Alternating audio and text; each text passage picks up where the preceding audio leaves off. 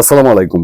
ঢাকা 17 আসন অর্থাৎ গুলশান, বাড্ডা, মাটিকাটা, তারপর এই এরিয়াটা যেটা এই ইউসিবি চত্বর, এই অংশটা পুরোটাই একটা মর্যাদাপূর্ণ আসন এবং এই আসনে প্রতিদ্বন্দ্বিতা করছেন একেবারে খুব বলা যায় যে এটা একটা surprising nomination BNP chairperson Tarique Rahman তিনি সেখানে ইলেকশন করছেন এবং ফলে এই আসনে তার প্রতিদ্বন্দ্বী জামাতে ইসলামীর doctor S M Khaliquzzaman comparatively সেই তুলনায় তো তিনি অখ্যাত মানুষ ছিলেন এবং এস এম খালিকুজ্জামানকে সারা দেশ তো দূরের কথা গুলশানের অনেক মানুষও চিনত না। বাট তারেক রহমানের প্রতিদ্বন্দ্বী হওয়ার কারণে এবং তার সাম্প্রতিক একটি ভাষণ বক্তৃতাও ঠিক না, মাইক্রো থেকে তিনি তার কর্মীদের নির্দেশনা দিচ্ছেন, সেখানে সে যে কনফিডেন্টলি বলছে যে ঢাকায় একটা আসনও দিব না, বিএনপিকে একটা আসনও দিব না এবং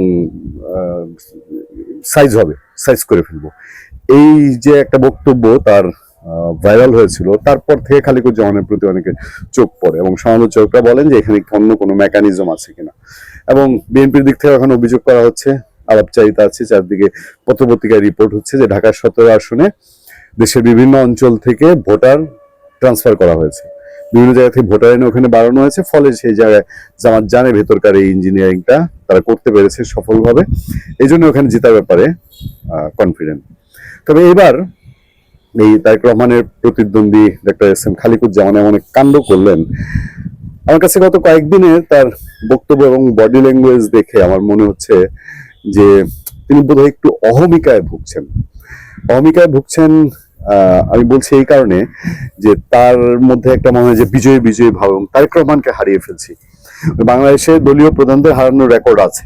শেখ হাসিনা 91 নির্বাচনে 2টি আসনে হেরেছিলেন তিনি, সাদেক হোসেন খোকার কাছে ঢাকায় হেরেছিলেন সূত্রাপুর এলাকায়।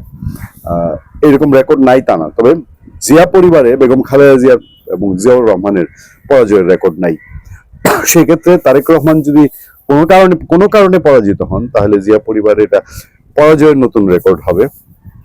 এখন এস এম খালিকুজ্জামানের কাছে যেটা দেখা যাচ্ছে যে তিনি ইলেকশনে জিতলেন কি জিতলেন না, তার চেয়ে তার নিজের কথাতে এরকম হয়ে গেছে যে তিনি তারেক রহমানকে যে তিনি প্রতিদ্বন্দ্বিতা করছেন, তার নিজের পরিচয়টাই অনেকটা যে তারেক রহমানের আমি প্রতিদ্বন্দ্বী, নিজেকে সেভাবে প্রচার করছেন। আমি ঘটনাটা ছোট্ট করে বলি, তিনি ক্যান্টনমেন্ট দিয়ে ওদের ক্রস করতে চাচ্ছিলেন, ক্যান্টনমেন্টের এক গেট দিয়ে ঢুকে আরেক গেট দিয়ে বের হবেন, তার সাথে গানম্যান ছিল।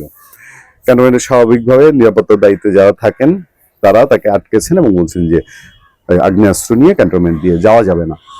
আর এটা বোকাও জানে, একজন শিশুও জানে যে ঢাকা ক্যান্টনমেন্ট এটা সুরক্ষিত এলাকা, এখন এখানে কেউ আমি চাইলেই আমার বৈধ অস্ত্র নিয়েও আমি ক্যান্টনমেন্টে ঢুকতে পারবো না, এটা আমার বৈধ অস্ত্র থাকলে আমাকে এটা অন্য পথ দিয়ে ঘুরায় নিতে হবে, আমি ক্যান্টনমেন্টে এটা বহন করতে পারি না। এখন কেন গার্ড তাকে আটকালো, এমন কাণ্ড করলেন উনি। ভিডিওটা 7 মিনিট 35 সেকেন্ডের, আমার কাছে যে ভিডিওটা এসছে আমি পুরোটা দেখছি এবং এটা আপনার এআই দিয়ে মেক করা সম্ভব না, এটা এআই ভিডিও না, কনফার্ম। এবং এই ভিডিওটায় পুরো বার্গেনিংটা উনি এমন ভাবে করেছেন যেটা শুধু আপত্তিকর না, দৃষ্টিকটু। মানে ওনার মতো একজন ডাক্তার, উনি বিত্তশালী মানুষ, প্রচুর টাকা ওনার শুনি যতটুকু, এবং তার একজন রোগীর কাছ থেকে আমি শুনেছি উনি লোক হিসেবেও ভালো, যে পলিটিক্যাল লিডাররা যে ধরনের হয় ওই রকম তার মানে চাল চলন কথাবার্তা না। কিন্তু এইখানে যা দেখলাম, দেখেন আমি যে কথাটা আপনাকে বলছিলাম যে উনি নিজে এনজয় করছেন যে উনি তারেক রহমানের প্রতিদ্বন্দ্বী, এর একটা ছোট্ট প্রমাণ দিই। ওনার সাথে গানম্যান আছে স্যার, আমি তারেক জিয়ার প্রতিদ্বন্দ্বী ডাক্তার এস এম খালিকুজ্জামান বলেন, এই কথাটা কিন্তু তিনি বারবার রিপিট করেছেন, একবার না, 2বার না 3বার তিনি এই ভিডিওতে বলেছেন যে আমি এস এম খালিকুজ্জামান ঢাকার 17 জামাতের প্রার্থী, তারেক রহমানের প্রতিদ্বন্দ্বী। মানে তারেক রহমানের নামটা উনি বারবার আছে, বুঝাচ্ছেন যে তারেক রহমানের প্রতিদ্বন্দ্বী আমি, তারেক রহমান বিশাল কেউ, তারও প্রতিদ্বন্দ্বী আমি, মানে আমিও বিশাল কেউ, এরকম অনেকটা। এর বাইরে উনি আরো খুবই আপত্তিকর কথা বলেছেন, যে কথাগুলো ভিডিওতে আপনারা শুনবেন বা যা দেখেছেন পুরো ভিডিওটা জানেন। আমি ঠিক বুঝে পেলাম না তিনি এই ধরনের কথা কেন বলতে গেলেন। তো তারেক জিয়ার জন্য জিব্বা দিয়ে রাস্তা পরিষ্কার করে ফেলতেছেন, তাহলে আমাকে কেন দিবেন না? Why not? তো এক পর্যায়ে যিনি সেখানে কর্মকর্তা, সেনা সদস্য যিনি ছিলেন, তিনি অপারগ হয়ে তার ঊর্ধ্বতন কর্তৃপক্ষকে ফোনে কথা বলছেন, ফোনে ধরেছেন এবং সেই ঊর্ধ্বতন কর্তৃপক্ষের সাথেও এই জামাতের এই প্রার্থী তিনি কথা বলেছেন এবং সেইখানে কথা বলাটাও তার বেশ অনেকটাই বলা যায় এগ্রেসিভ ছিল। আপনি শোনেন, আপনার নাম কি বললেন? আপনি দেশটাকে পরিকল্পিতভাবে আমাদের মধ্যে একটা কেওয়াস সৃষ্টি করতেছেন আপনারা। ভিডিওর 2 থেকে 3 জায়গায় তিনি বারবার বলেছেন যে তারেক রহমানের প্রতি নাকি পক্ষপাতিত্ব করছে সেনাবাহিনী, তারেক রহমানের জন্য স্পেশাল সিকিউরিটির বিষয়টা, এটা আরো তার মতো করে তার ভাষায় তিনি বলেছেন। এবং 2বার তিনি উচ্চারণ করেছেন যে মানে সেনাবাহিনী দেশের পরিস্থিতি, সেনাবাহিনীর কোনো কোনো সদস্য দেশের পরিস্থিতি খারাপ করার জন্য পরিকল্পিতভাবে এবং নষ্ট করার জন্য, তাদের মধ্যে বিরোধ তৈরির জন্য চেষ্টা করছে। এবং তার কথা স্পষ্ট যে তার সেনা সদস্যদের কেউ কেউ দেশ ধ্বংসের চেষ্টা করছে, ধ্বংসের পরিকল্পনা করছে, যেটা আসলে তার মতো এরকম হেভিওয়েট এলাকার হেভিওয়েট প্রার্থীর প্রতিদ্বন্দ্বী, তিনি কতটা হেভিওয়েট আমি এখন জানি না, নির্বাচনে ফল ঘোষণা না হলে এটা হয়তো বলা মুশকিল, কিন্তু জামাতে ইসলামী ঢাকা, একদম সেন্ট্রাল ঢাকার একজন প্রার্থী এইভাবে কথা বলবেন, কোথায় যেন একটু একটু খটকা লাগে। আমাকে একজন প্রশ্ন করছেন যে ভাই উনি কি জেনে বুঝে ভাবে কথা বললেন, জেনে বুঝে ভাবে আচরণ করলেন, উনি কি ভাইরাল হওয়ার জন্য করলেন, উনি কি তার সমালোচনা করে প্রচারের জন্য করলেন? তো আমার মাথায় আর হিসাব ধরে না যে উনি সেনা সদস্যদের ওভারঅল, একজন সেনা সদস্যের সঙ্গে তর্ক করতে গিয়ে তিনি কেন সেনাবাহিনীর আরো একটা বড় অংশকে উনি জড়ানোর চেষ্টা করলেন।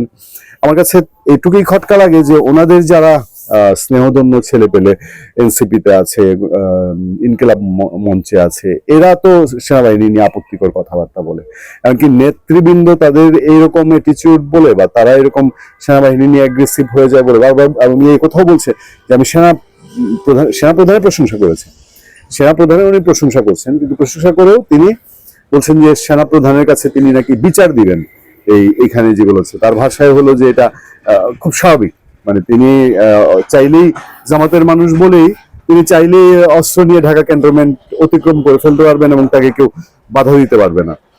তো আজকে যদি ওনাদের এই অবস্থা হয়, এই বডি ল্যাঙ্গুয়েজ হয়, তাহলে ওনারা নির্বাচিত হয়ে গেলে পরে, নির্বাচিত হয়ে ক্ষমতায় গেলে পরে তারা সেনাবাহিনীকে কিভাবে ডিল করবেন? তাদের ডিল করার তরিকা কি এরকম হবে যে সেনাবাহিনীর যেটা আইন, এই আইন তাদের জন্য প্রযোজ্য হবে না, মানে অন্য সাধারণের জন্য প্রযোজ্য হবে, অথবা আওয়ামী লীগের জন্য প্রযোজ্য হবে, বিএনপির জন্য প্রযোজ্য হবে, জামাতে ইসলামের জন্য প্রযোজ্য হবে না? কেনই বা তার এই একটা একেবারে শিশুতোষ কাজ, এটা সেনাবাহিনী ক্যান্টনমেন্টে অস্ত্র নিয়ে ঢুকতে দিবে না, উনি এটা নিয়ে বার্গেনিং করছেন। মানে আমি খুব অবাক হলাম যে বিস্ময়ের সাথে খেয়াল করলাম যে এটা কেন। ওনার তো এটা জাস্ট সেনাবাহিনী যখন বলবে যে স্যার, এবং সেনা সদস্য স্যার বলেই বলছে যে স্যার এটা করা যাবে না, তখনই তা বুঝে যাওয়ার কথা যে এটা করার না, এটা ক্যান্টনমেন্ট অ্যালাউ করে না। ক্যান্টনমেন্টে আপনার বাংলাদেশের যতগুলো আইন পাবলিক প্লেসে যেগুলো পালন হয় না, অক্ষরে অক্ষরে ক্যান্টনমেন্টে প্রত্যেকটা আইন পালন হয়। যারা ক্যান্টনমেন্টে মাঝে মধ্যে চলাফেরা করেন তারা জানেন এটা। যানবাহন চলাচল থেকে শুরু করে আপনার পায়ে হাঁটার পথে চলতে গেলেও আপনাকে নিয়ম মেনে চলতে হবে। আর একজন এরকম সমাজের শিক্ষিত, উচ্চ শিক্ষিত প্রার্থী এ ধরনের কাজ করবেন?